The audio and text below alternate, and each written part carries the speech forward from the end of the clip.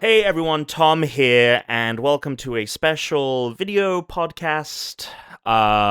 We don't usually do these, but my friend Attack Peter here, who some of you might even know on Instagram, has some cool stuff going on right now, and I just thought I'd chat to him about his life and all the upcoming cool shit that he's got going. So thank you so much for joining me today, Peter. Thank you, buddy.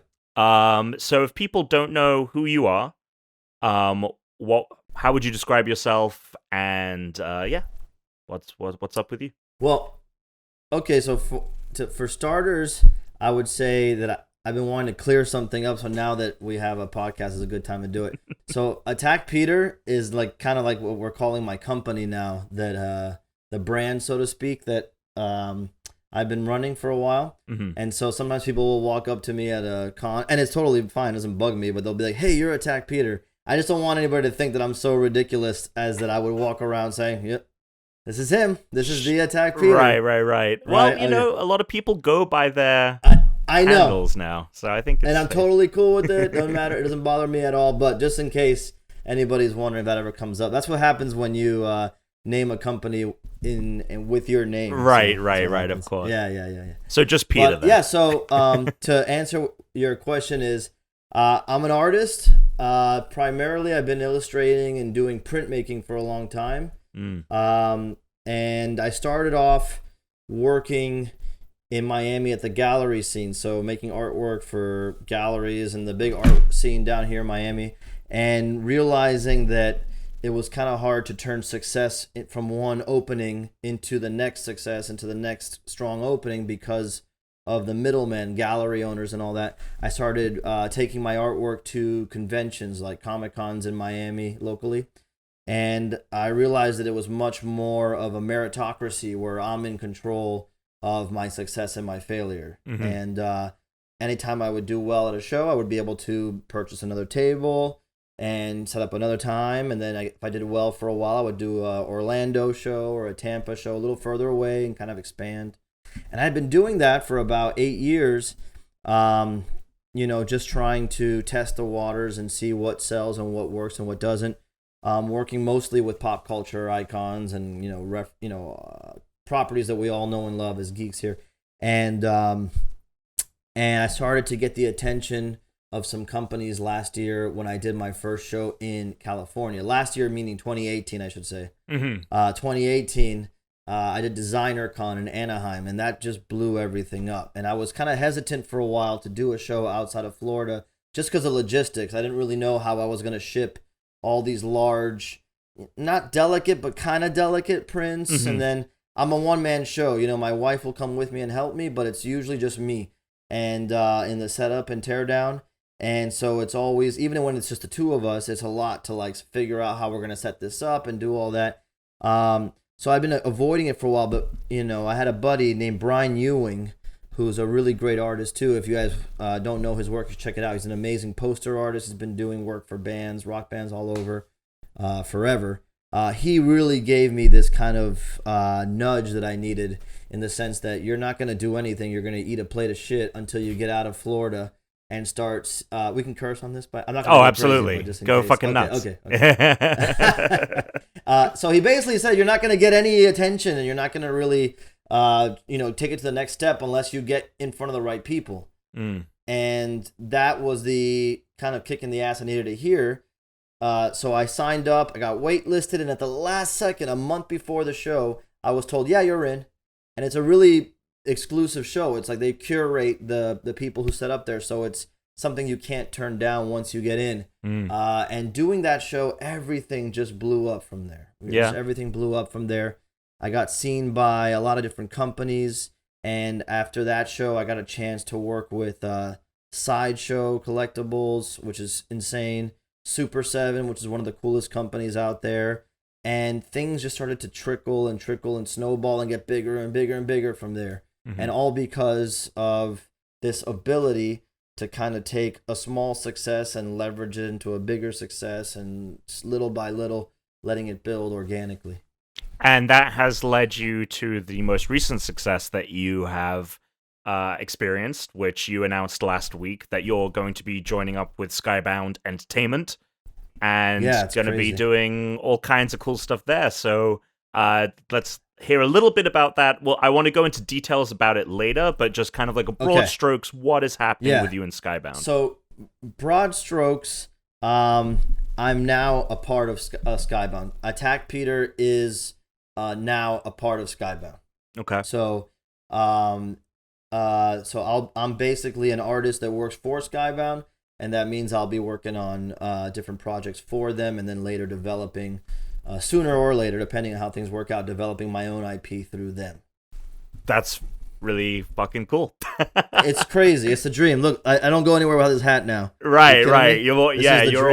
You're wearing all I'm the a merch. company man. I'm a company man. Are you kidding me? I 9 to sleep 5, in this man. stuff. Dude, I made my own Skybound underwear because we don't have it yet, and that's all I sleep in. Well, you should. Well, that should be maybe the first project you pitch to them, to having That's them it. sell their own underwear. Well, obviously, to get a better understanding of how this opportunity has come about, let's go all the way back to Yes. the beginnings of your career. So I think your art is really awesome. We're going to be displaying it in the video as we Awesome. talk about it. Awesome. But not only is the art cool, but the way in which you implement it, which is carving from a piece of wood and then using that to print with. Did the discovery of you doing that kind of format with the printmaking come in tandem with the art, or was that something that you kind of discovered later? Well, the first show that I ever did, the first convention I ever did in Miami, I had an assortment of paintings. So I was doing a lot of gouache paintings, which is like a type of watercolor paint. And I was doing digital illustrations, and I was doing some block printing too. And back then, I actually was doing pure wood carving. Nowadays, I'll do some wood carving, but it's less frequently. When I do a wood carving, it's usually for a special request or a special job. But it's usually linoleum that I carve. Okay. If you guys ever did that if people listening ever took art classes in school, you may have done where you kind of like make a stamp is what it's basically like. Middle schoolers sometimes do it here. But yeah, so I just basically started with a little bit of everything. And my drawing style is what I've always leaned on. So whether I'm working digitally or pen and ink or painting or printmaking, hopefully my drawing style is always what cuts through, because those are the artists that I've always admired. The ones that no matter what medium they're working in, even if they get their work translated into 3D. So I'm talking about guys like Mike Mignola, the creator of Hellboy, Frank Miller, creator of Sin City, Scott Morse, who's a Pixar. He's an artist in his own right, been doing work in comics forever. He's an illustrator, and he also works for Pixar. Those three guys have some of the most unique styles and the most influential styles for me growing up and going through art school. So I've always wanted to have a style where if I am working in one medium, you can know it's me. If I'm working on a different medium, you can still know it's me.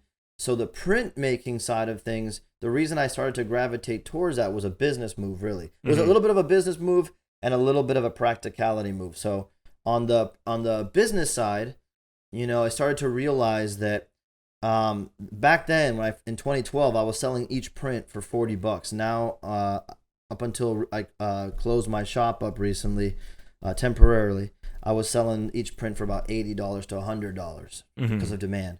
But at the time, it was I can make a large piece of handmade artwork and sell it for the price that some people were selling digital posters, digital prints. Sure. And that was giving me a huge edge in the market. And I'm always trying to think about the business of my artwork. And for some people, that's kind of a faux pas. I've met a lot of people in the industry who are amazing artists, and sometimes I don't know why they're not more successful. And then I realize that for some folks, not that anybody who's unsuccessful has this philosophy, but for some folks, thinking too much about the business end of the art is almost it's almost like you're selling yourself out. Sure. And I just think that's ignorant, and for me, that's the way I'm able to keep doing it. Sure. If it pays for itself. I've been a teacher for 13 years. I only just recently resigned my last position. I'm not teaching anymore. But as a teacher, you don't get paid a lot. And if you want to take ventures like booking 2 tickets to go to California on a whim with a month's notice, you've got to make money off your artwork and sustain. So I think that's something that anybody who's taking on any endeavor that seems like it's difficult or doesn't have a clear path, if you can find a way to monetize it, and you can find a way to invest back into your own business, you're sustainable. And if you're sustainable, you can take risks and you can roll the dice and you can grow, because other people who aren't sustainable are going to be held back by that. And so someone might be the most talented, badass artist you've ever met, or creator, or whatever the case is, but they can't grow because they don't understand the business side of things. You're going to pass them if you're thinking like that. And that's how I think about. And then the practical side of it was, when I was working with paintings, there was a lot of tear down and setup everywhere. I would, as a teacher, you're always like bouncing around from this to that and boom, boom, boom. And in my personal life, at the time, if I wanted to go to the beach, it would be like an issue. I can't really take my stuff. With printmaking, you can get a little block of linoleum, get one carving tool, and you just carve away anywhere you go. So all those things played a factor, and it was kind of like a natural progression.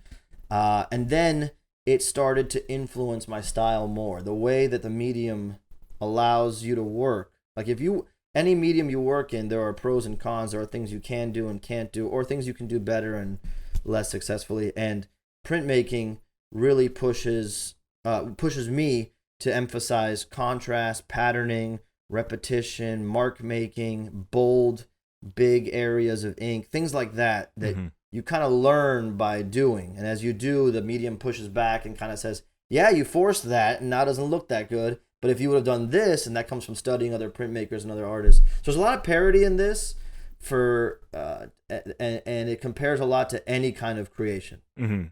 And it's the journey. And with obviously, the printmaking aspect of it, and you saying about the printmaking pushing back, right? And you having to discover some things maybe not be working, some things working better than others. Was there ever a time where you were like, oh, I've got a great idea for a design, and then when you finally carved it and printed it, you're like, oh, this did not turn out the way. A lot. That happened a lot early on, and even to this day that happens. And there are some designs, I'll never say which, that I thought were just unacceptable. But I've gotten to this point where, there's a line. Unacceptable, I'll never put out. But there are things that bug me about a design, even though I know the design is strong. It's just not what I was trying to achieve. And over the years, I've learned to kind of get out of my own way, because a lot of times, the ones that I thought were going to be super successful and sell like crazy sat on the rack and no one was interested. And the ones that I thought were not representative of what I was trying to achieve, those are the ones everybody wanted. So nowadays, I don't even connect emotionally in that regard anymore. It's all subjective. Like we know that, but I'll never put out something I'm not proud of. But I recognize that what I set out to do and what comes out at the end is not going to always be the same thing. And sometimes I'm not smart enough to realize that what actually came out was better than what I set out to do. So I just get out of the way. Just put it out. I feel as someone, we do, we've been doing these podcasts for 4 years now. I do, video work as well. The amount of times I've been like, oh, this video is going to kill. And it does nothing. It doesn't move the needle at all. And then I'll do something that I just did because I was like, I can, it's whatever the project is. And that's the thing that, like, there's no guessing sometimes. And you can't account for that kind of stuff. Yeah. You have to kind of remove you can't account yourself. For, exactly. I think that's like, for fear of saying that I have wisdom, giving myself a pat on the back, it is a little bit of wisdom that comes from doing. Yeah. Like, wisdom to me in the creation process comes from doing and failing. Oh, absolutely. Because right? It's a cliche, but it's a cliche for a reason, because if you are not emotional, right? At first, I feel like I was very emotional about success and failure, and especially in art school, it was rough. But when I became a teacher and I had like 30 kids at any given time succeeding and failing, it was important for me to treat the class as an organism that has to kind of stay in the middle. Mm-hmm. And I realized that I had to convince these kids that don't get too high and don't get too low, because then you're going to always be like this. And then that's how people jump off. It's a roller coaster. You're going to be on it forever. Like, right. You got to find a balance. Right? And so, yeah, if you just kind of stay even, when things are awesome, great. When things are terrible, that's fine. You stay on. And if you stay on long enough, you make less mistakes. You do more success. And dope, dude. Awesome. Yeah, man. And you were saying, so you DesignerCon 2018, that was kind of when things blew up, and then you started working with some other companies as well. Yes, what has been some of your favorite collaborations that you've done? Yeah, some of your favorite pieces. The best company I've had a chance to work for before joining Skybound was Sideshow, hands down. Because there's been a lot of great. Everybody's treated me super, super well. I have to say, sometimes I tell my wife, like, I want to just, I think it's a simulation sometimes, because everything that I know, it sounds stupid and it probably isn't, but I don't know. Like, I've gone through, since that November of 2018, I've kind of just got my motivation and how I seek something out and how I achieve something is as simple as sitting on my couch, and I put my feet up and I go to my wife, Gabby, I say, what would be the craziest thing? Like, what would be the thing that is probably like a little out of reach? What is that thing? And then I would say it, and then I would just put all my energy into a certain amount of things, and they all have come. There's one thing that hasn't come through yet, and I'll tell you what it is. Okay. So Sideshow has been the company that I never even thought about that, because before they came to my booth, I always associated Sideshow, and rightfully so, with the most premier, professional, beautiful, majestic, collectible pieces of art. Their art. They are right. They've elevated the whole industry, and now they've created this whole model that other people are trying to imitate. It's so successful that other people want a piece of the pie. And fine, they're always ahead of it. And I got a chance to tour their compound last year, and you don't even know. Mm-hmm. Like, everybody who works there is an artist. Everyone, and I don't mean that like in the sense that they know how to draw. Yes, but they're like, they think a certain way. You can feel happy about spending any amount of money on that company, because they put so much passion and love into everything. So they treated me like a rock star. They have so many amazing people that they work with, and I was working very closely with a few people, specifically Gracie Bifulco on their print side. And she treated me like I was it. Like the whole company was teetering on me. You know what I mean? Which obviously isn't the case, but you feel like that. Mm-hmm. And we had a super successful launch with a Spider-Man design that we released as a series of prints, and as a screen print on wood as well. And that was super successful. It gave me a lot of credibility in the industry. All of a sudden, people who hadn't worked with me were thinking about it, whatever. Everybody started calling, right? And they always supported me in that regard. In fact, they're partially responsible for me working at Skybound now, which I'll get into later on. Yeah, of course. And I got a chance to work with Super 7, which to me, they're like the cool kids. Like, if you look at the con as like a high school, like, to me, Super 7 is the cool kids. Like, they are into all the great properties, the coolest versions of things. They're into all the punk rock and hardcore music, so they get all that. Mm-hmm. I got a chance to work with them on a He-Man design, Masters of the Universe design for a shirt. Then I think I can say I've done something officially with Marvel. Hasn't come out yet, but it's gonna be really, really awesome.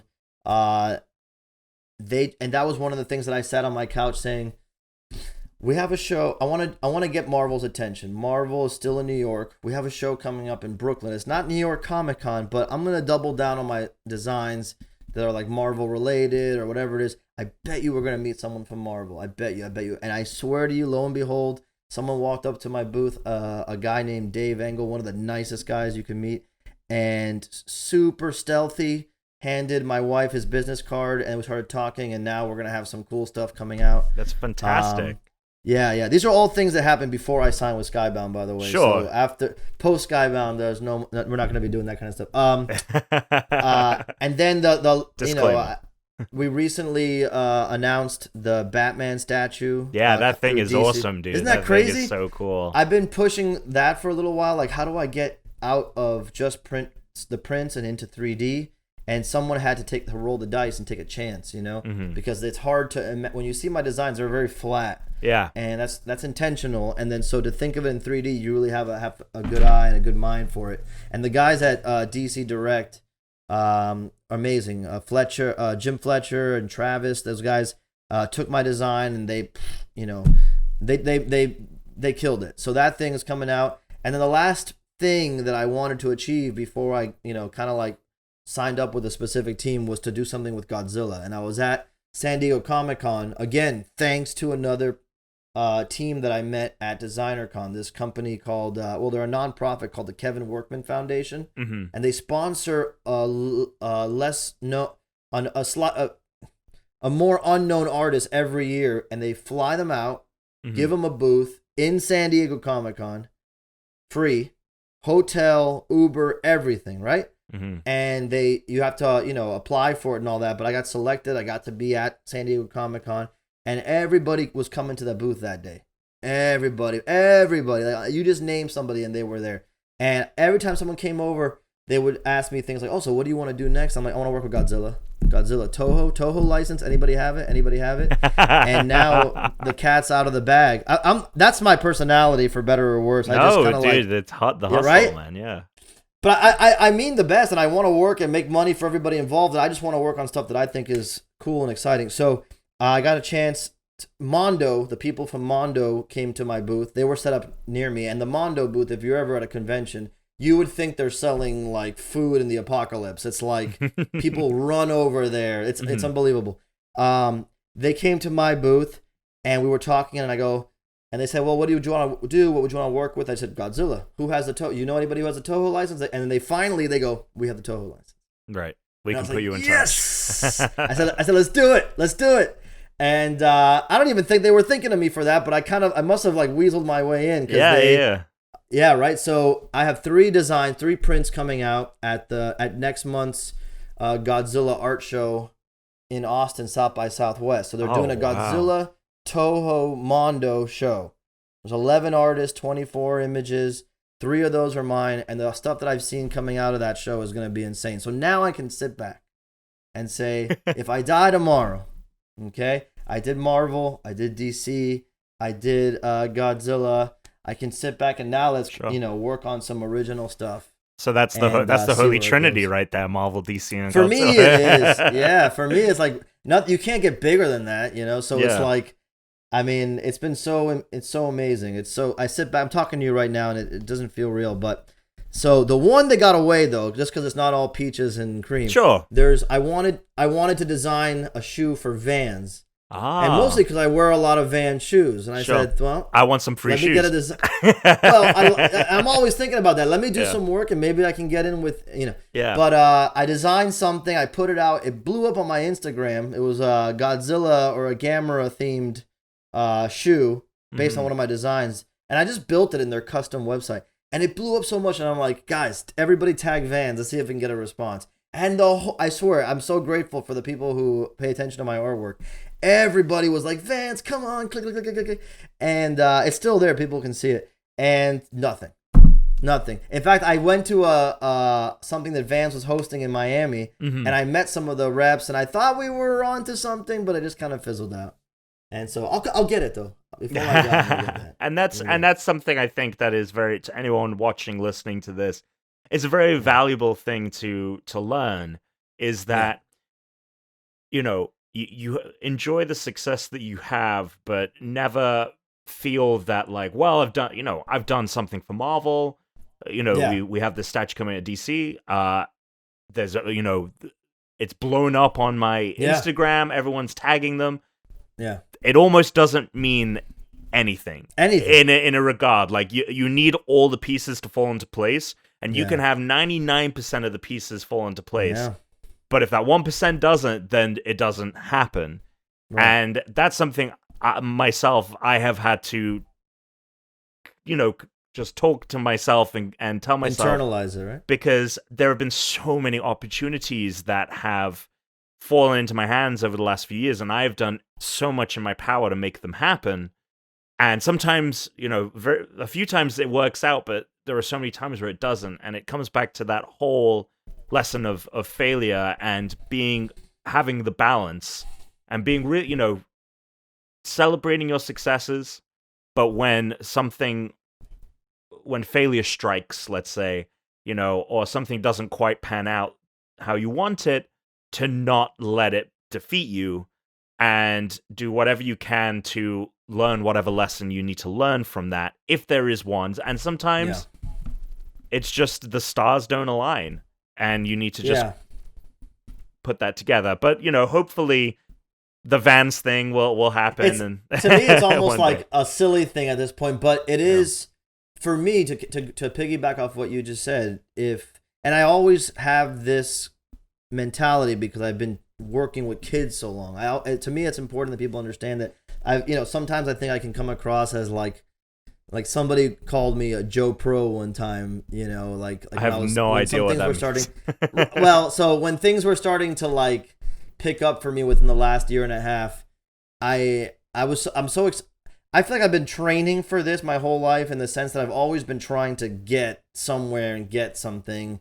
only to realize that quest is my destination. Questing is the destination, versus any of the one things. Like, that's what makes me feel good, is that I'm always on the grind for something. But I'm pretty sure I come off sometimes talking to other artists or friends the wrong way. And one of them said, "Oh, Mr. Joe Pro over here." Now, basically saying like, now I know it all because a few things have gone my way, And it's not, and that's never what I intend, but it is something that probably comes from always being around, kids, from little kids all the way to high schoolers and grad students I've even taught, at the University of Miami.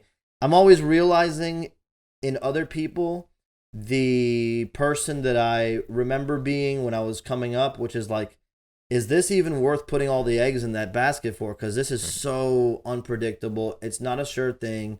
What if I put all this time and energy into it and it doesn't pan out, right? And it's like this self-fulfilling prophecy that if you think that's what's going to happen, then you're not going to go all out, and then you're not a good candidate for success. And to me, it's the more things work out, the more I realize this is kind of formulaic. It's not something that you're born with. It's kind of formulaic. You develop a skill, right? And then you market that skill. And then sometimes you fail, and sometimes you'll succeed with a job you're given based on that skill.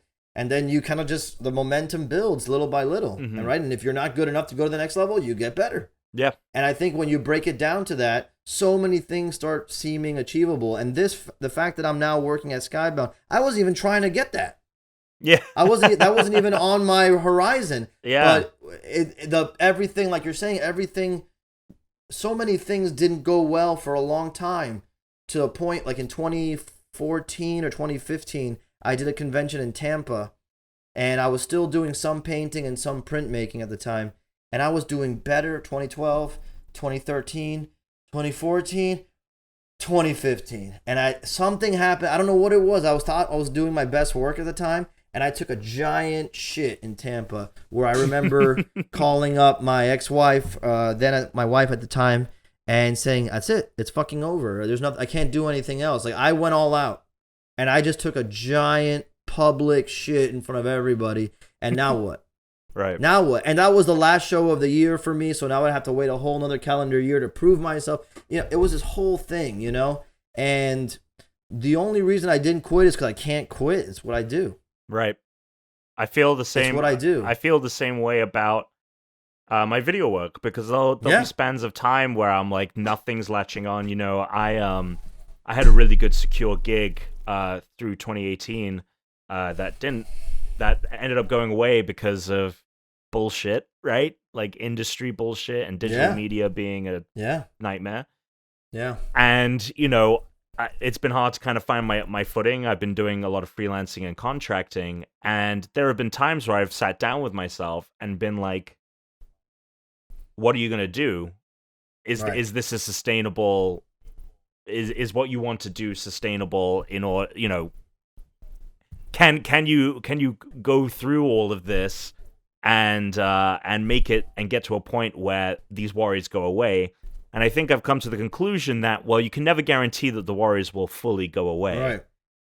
But at the same time, it's what I do. Like, I've wanted, video has been my life forever, and I just can't see me doing anything else outside of a few things, but like that's it. That's it. And so it's just trying to work as damn hard as you can to make that to fulfill that. Go ahead. I'm sorry. Go ahead. Well, no. No. That was the end of that. Okay, so to me, and it's funny because you and I met a long time ago on happenstance, right? Yeah, like we were at I was in Miami. I was living in SuperCon. Miami for 6 brief months, and Okay. I was looking for something nerdy to do because Miami is not the nerdiest of At cities. all. No, no. And it's really funny because I'd taken a trip back to Philly to like see friends and family because I'd been in Miami for about 4 months at that point, and I was getting a little homesick. And when I was in Philly that year, that was the time when Pokemon Go had launched. And I came back from the trip to Miami, and everyone was out playing Pokemon Go. Yes, and I was like, here are all the nerds. I've been looking for you. They've since come back to their homes since then. Oh yeah, Miami. no, everyone's gone back into their holes. But I was kind of on a nerd kick, and I was like, you know what? I think there's a convention coming up, so let's go there. And that's how you and I met. Because you were wearing a producer/seducer shirt. Right, I was wearing a kind of funny shirt. Yeah, and that's why I said best friend, and we just did a quick high five, and then we talked. Yeah, and the point is, going back to what we were saying, is if this is what you're happy doing, I really just think the success is a series of getting to that point where you're like, can I keep doing this? Should I keep doing this? And then you just kind of take one more step until, well, let me just give it another shot. And it's a series of that for a long time. Yep. I really think it is. That's why so many people quit. Because if you say, well, if this is going to be the rest of my life, a series of, fleeting success and then a lot of, emptiness and then then this is not sustainable. But sometimes it's weird because the success that you're after could be like that next thing. Yeah. That one next thing. Yeah. And I just, if anybody listening who's thinking about that, if you're just in it for the grind, then you already won. Right.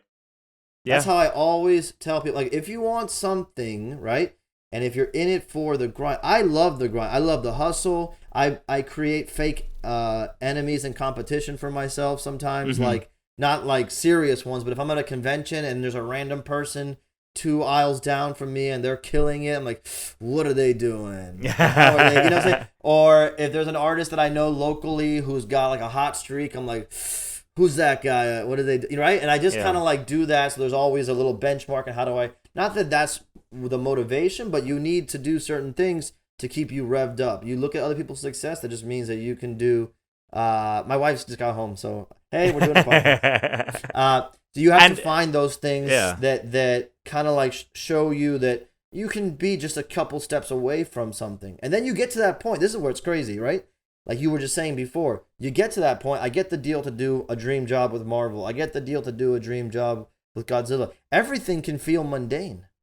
There was moments where I'm working on one of these designs. I'm super proud of them for the Godzilla show. And there are moments where like, oh my God, I need a freaking break. Enough with this Godzilla, right? And who would ever think if you've been trying to achieve that you would think that? But everything becomes normal. Everything becomes mundane. And the only thing that will get you motivated to keep going is if you like that grind. If you like that struggle. And I love it. To me, it's always I don't feel secure about anything. I just got a dream job. I just got a dream job right now with Skybound, with the nicest people you've ever met, in the most real representation of what they are is Skybound. You go on YouTube, you listen to these guys talk about anything, they're 100%, they mean it. And it's a creator-centered company. They're really in it to make you look awesome. And all of a sudden, I realize I also have no job security. If you want to get real, like, do I think my job's on the line? No, I don't. But if you really want to think about it, there's nothing secure. I could be out there any moment for any reason. Yep. I completely agree. And, as much as, there's moments of saying, you don't give up, keep going, enjoy the hustle. Right. I want people to understand that, like, if you feel like you need to give up for any reason, whatever it may be, whether it just gets overwhelming, whether the insecurity of just whatever it is that you're doing, if it does get too much and you feel like you have to quit, that's not a bad thing. No, it's not. It's a break. That's what you need to do for. That's what you need to do for you. And 100%. I am very fortunate. I know I can't speak to your kind of background, but I'm very fortunate to be in a place where if things aren't working out for a while, like, I'm going to be okay. And I know that a lot of people don't have that kind of security. So, go out there, achieve your dreams, achieve your goals, but do what you need to do to not feel like maybe sometimes you're going insane. Look, I mean, I only speak from my experience, and I only speak from having a wide circle of acquaintances, because I don't like to throw that word friends around that easily, but acquaintances that have all been on this path. Look, since I was 14 or 13 years old, I've been trying to do something. Like, at 13 years old, or 14 maybe, I was already in a band.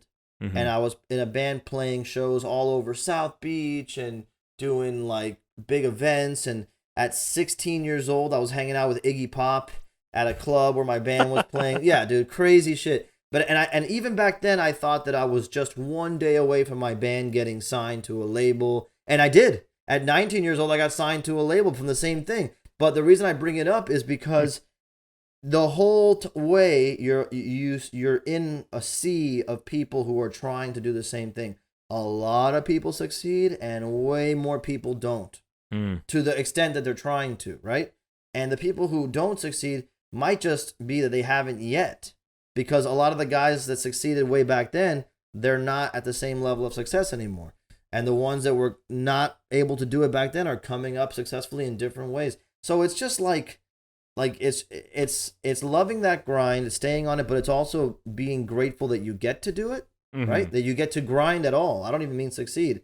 If everything ended tomorrow and I went back to teach, I would be grateful that I had all this experience, that I mean, it's crazy, right? And I would be grateful that anybody gave a shit for as long as they did. And then I would try my best to make it so that somebody else can come up and do it too. And that's what I was doing when I was teaching. Yeah. And that feels really good. And so success sometimes has to have that's a general term, and it doesn't have to be specific. People who feel like they're not making it in a certain way, I think sometimes if you just reframe, right? And you're grateful for the moment that you're in, for where you are, everything just becomes icing. Right? I was already happy. I didn't need the money. Look, they pay me great. I didn't need the money. I didn't need the gig. I was always good. I was a hero at my school. My kids think I'm cool, right? At my students. And, I was happy. I'm good. Yeah. That's for some people, that's abject failure. For some people, like those who can't teach, right? That's a quote. Right. And I was super stoked. I got summers off, winter break. I was having the time of my life. I make my artwork at school. I mean, it was great. And this is just another level of being successful. But at the same time, I can imagine a group of people who would think of my current achievement as their bottom of the barrel. Sure. There are. Because it's your perspective and your attitude of and how you look at it. To me, this is it. There's nothing. There could be nothing bigger than this, and yet I'm going to try and make it bigger than this. Yes, of course. But I don't know what it's going to be. But I'm just not going to quit. Well, let's talk about Skybound now, because that is, I think, what a lot of people are going to be listening for. Yeah. So how did you get on their radar, and how did this all come to be? If you can speak to that. Sure. So after all that nonsense that I just spewed and sounding like I know what I'm talking about, nothing could have been more serendipitous than this. Okay. So, it was really coincidental. And to quickly just go through some of the things, like I had the brief moment of courage to sign up for that show in California after my buddy Brian Ewing encouraged me to go. I almost didn't go to that. I almost the last second bailed out, but I went. I set up at that booth. Sideshow sees me. They want to do a project with me. It goes well online. Now I'm at San Diego Comic-Con. How did I get to San Diego Comic-Con? Because somebody saw me at that show, told me to apply. I got in, right? So all of these things were just fortune, coincidence, blah, blah, blah, blah. Finally, I'm at San Diego Comic-Con. I'm in a prime spot. And people are walking by back and forth. And then one of the people who walked by, it was crazy. And I'm not even saying like we were so popular. I mean, the show floor, if anybody hasn't been there, is a sea of people. And the least successful booth is still swamped. And so in that sea, in that wave of people that were at our booth, one of the people who walked by was Dave Alpert. So he's the CEO of Skybound. And I didn't recognize his face. He's just a guy. He walked by, sure, and he goes, "Hey," he kind of said something to the effect of, "Hey, I love your stuff. Here's my card." And I'm like juggling things. I'm like, oh, "Okay, thank you." And I just kind of put it in my pocket. I didn't even look at it. Later on, I look at it, I go, "Oh, that's awesome. Skybound, man. I love Invincible, Walking Dead. Those are the comics. I love the Invincible. Like, I love Walking Dead, but I love Invincible. And that's one of my favorite comics. So I thought, this is really neat. Who knows what's going to happen? Whatever. And I just put it in. It wasn't even, like, at the moment, it wasn't even, like, my priority list to seek that out because of the deal that I had just struck up verbally with Mondo about Godzilla. That was like, that was a great. That was all. That was consuming every thought that you had. I'm sure. Because what was I thinking at the time? Yeah, at the time I'm like, oh, cool. Maybe Skybound wants me to do something for Walking Dead or Invincible. Cool. Those were things. By the way, just to what we were saying, that was the new norm. So what was like 5 years ago I thought was never going to happen is now become a norm. Like, oh, Skybound wants me to do a print. I should be like, oh, Skybound wants me to do a print, right? But they're like, everything becomes a new norm. So apparently, from what I found out recently, he loved my work so much that he hadn't seen anything on that show floor for years, he said, that stood out to him like that. And he went to some after party that Skybound was hosting that the people from Sideshow were invited to. And he says that he was just talking to Sideshow the whole time, like, this guy attacked Peter, attacked Peter. Stuff's so good. They're like, man, you really like his stuff. Okay. And they sent him one of my Spider-Man pieces that was printed on wood as a gift. And it's in his office. Oh, my God. And I think, yeah. So, like, they hooked me up. They didn't have to do that. Right. They didn't have to do that. So like, testament to what I said, that company is top level, right? Sideshow. This guy, so Dave Alpert then reaches out to me through some channels. I think he emailed me directly, or maybe I emailed him. I forgot what happened first, but he basically made me he offered me a job to work on a print for the. I hope I can say that. They haven't announced anything, but okay, maybe whatever. They work on a print for something that they're doing coming up. Maybe blank that out. Work on a print for a property that was really awesome. And at the time, I had decided I was not going to take on any more jobs for other people's properties. I was going to start doing my own IP. And so I respectfully declined them, and I couldn't even believe it. I'm like, thanks, but no thanks. It's amazing. And I even told them about another artist who they might want to hook up with and all that. Yeah. And I just like, I can't. If I do that, I'm never going to get a chance to work on my own stuff.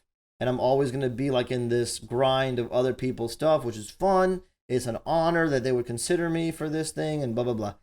And I said, thank you, but no thank you. Super nice. They said, hey, no problem. We're going to send some people to meet with you at DesignerCon. Do you want to do a meeting? I'm like, sure, And I'm like, I don't know if I could take it because I'm on the floor the whole time. I don't walk around like, the prince of DesignerCon. And at some point, every day for 3 days, they sent a different rep to my table. It was like a Christmas Carol, the ghost of Christmas past, present, and future. And I'm like, man, these guys are super nice and they're really into me. I wonder what they want. I told them I don't want to do the thing, you know?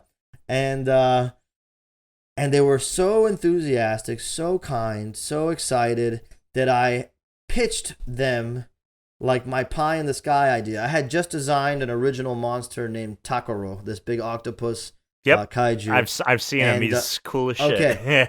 And so right before the convention, my idea was I was going to go to Sideshow and pitch their their like urban vinyl subsidiary Unruly on some like kaiju toys. Now, meanwhile, they had just done this really kick-ass line of kaiju toys, and I was like probably barking up the wrong tree, but they were super nice, and they're like, yeah, this looks cool, let's talk about it, whatever. But I had only drawn them digitally, and a buddy of mine, this guy James Groman, who's an amazing legendary artist and toy designer. I mean, from back in the day to Mad Balls, My Pet Monster, to now some of the most insane toys you've ever seen. James Groman, look him up.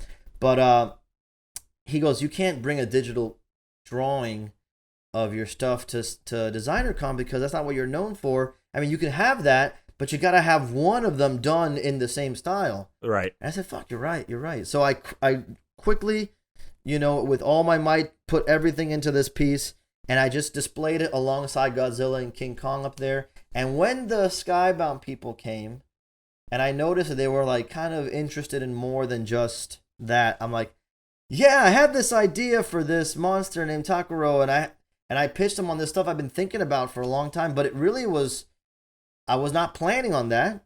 And I just said, I'm going to pitch and see what happens. And they were so into everything. And I'm like, what the, are they blowing smoke up my ass? And so later we caught up and we spoke for a while, and they asked if I wanted to work full time for them. And I'm like, what? And I told them I couldn't move. I live in Miami and I teach. And they go, no, we want to make it so you don't have to teach anymore. And I'm like, what?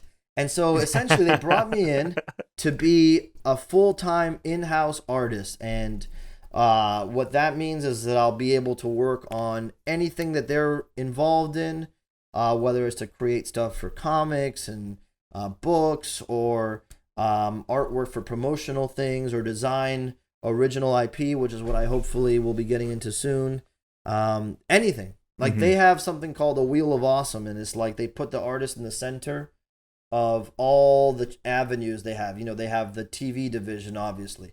They have a film division. They have a gaming. They have Skybound Games, which is video games. And then they also have tabletop. And they have all of these avenues. And they kind of put you in the middle and they say, where do you feel like you fit best? And then they tell you what they feel back. And then now we're working on it. And it's as simple as that. It's so straightforward. It's such an amazing model that I can't believe it's real. And they flew me out last week, and I was hanging out at their office.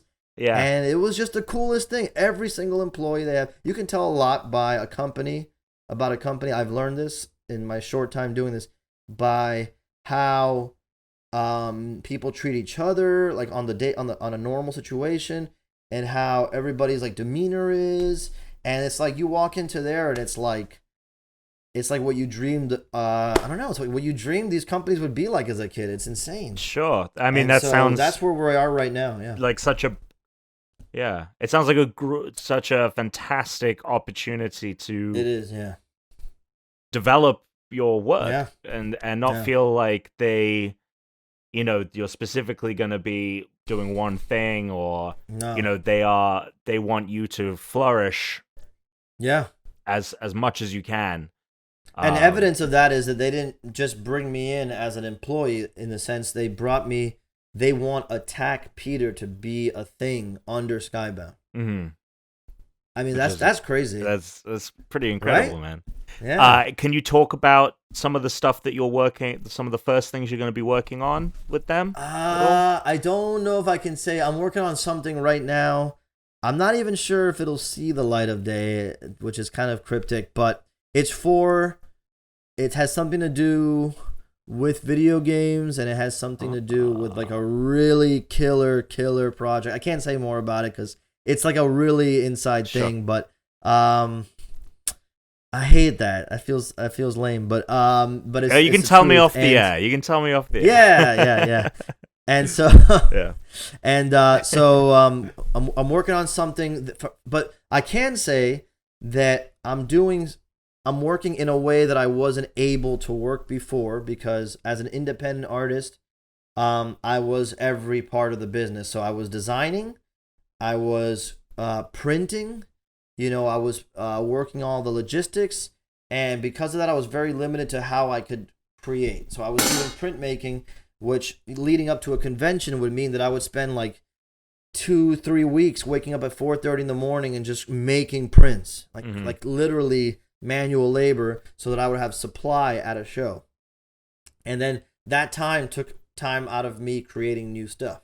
And because my platform was smaller, I was more motivated to create artwork that dealt with more known entities, so that I would help get attention and spotlight on me. Now I have a really big platform. I can be more experimental in a lot of things. So it's going to be really cool. And if you could have like your dream project that you get to create at Skybound, you talked about, pitching that idea at San Diego Comic-Con. Yeah. Is that pitch that you gave something that you'd like, that's the thing I want to do here? Or now that you're there, what is the project, and what medium would you like to work in the most? Well, I feel like everything should make sense. I try to think of someone looking at what I'm doing from the outside, and everything is going to stem organically from what I've been doing. So what I've been doing in this carved look, this aesthetic, this medium of printmaking, the design. I've always wanted to work with stuff like kaiju and monsters. I'm more likely to want to do something like that than like draw really pretty ladies, for example. That's and so probably whatever we do going forward will deal in that area. I can tell you that I really, really, really, really want to develop toys, and I really, really, really want to get into video games. Now that's, to me, dream project, right? It's kind of like I would like to model what I do next, after what was done with the Ninja Turtles back in the day. Like when I discovered the Ninja Turtles, it was after the comics, because I was born in '83, and I just discovered the toys, and the toys made me want to say, well, what else is there? And I don't know if this is the same world that we're in right now. It might be that video games is the first thing that leads people in, and then there's toys. But that's my favorite two worlds right now, is video games and toys. So if I could get in there, that would be really, really sweet. Dope. Awesome, man. I can tell you that, yeah. Is there anything else that you'd like to say about your life experience, or any other projects you want to promote? I feel like we kind of covered a lot of stuff today. Yeah, no, I would just say that I hope that it reads that I'm grateful more than anything else. I'm grateful that you wanted to have me on your podcast. That's amazing to me. Oh, well, yeah, of course, man. Yeah, and I a part of this was just because, like, when I saw the announcement, I was like, what does this even mean?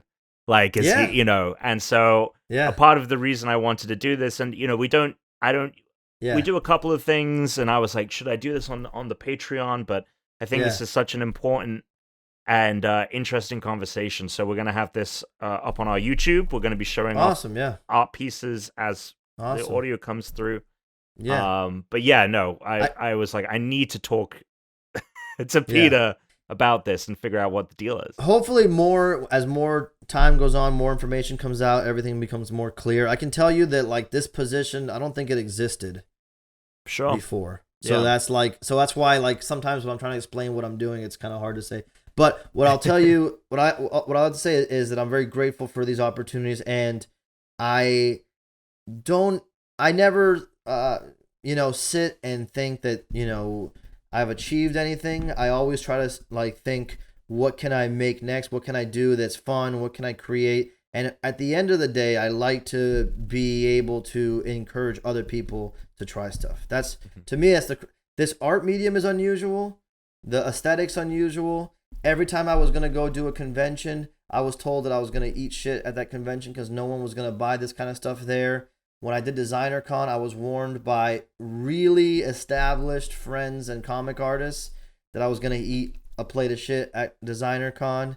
And I just think that it's really, if I could, send one message is listen to your own gut and just try shit. Like, what's the worst is going to happen is you don't make money doing the thing, or people tell you no, they don't want to work with you, or whatever it is. And if you just kind of like dust that off and try again, it doesn't mean anything. Mm-hmm. So I feel like that's important, right? Yeah, for absolutely. us both to broadcast. Yeah. Yeah. Don't, you never, other people have no idea how, you have the best idea of where your art can take you, and no, I think that's a great message to have. So obviously your work is going to be featured in upcoming Skybound stuff, but where can people find your art if they want to see it? Best place right now, projects?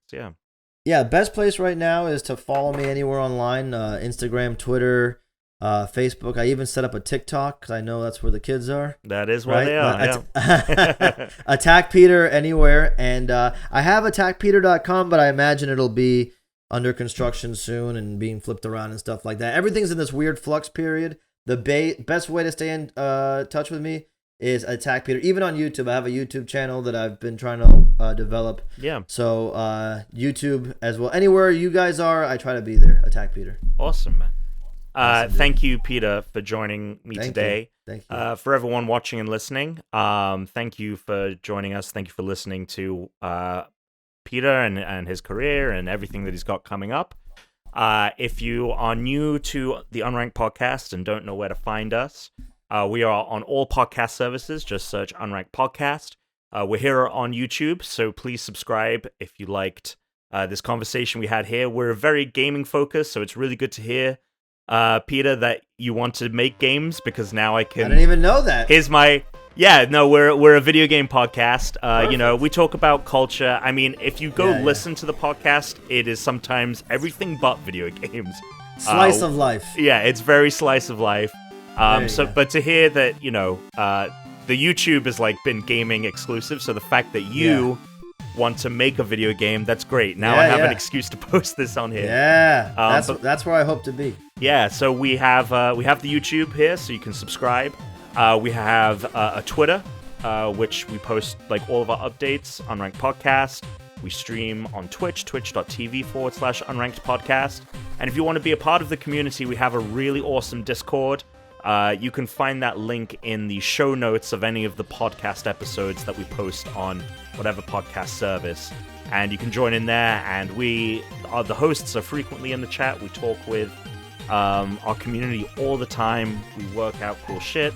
I think we have a Super Smash tournament coming up in the middle of March, the fourth one that we're doing. And so thank you everyone for tuning in, and until next time, stay unranked.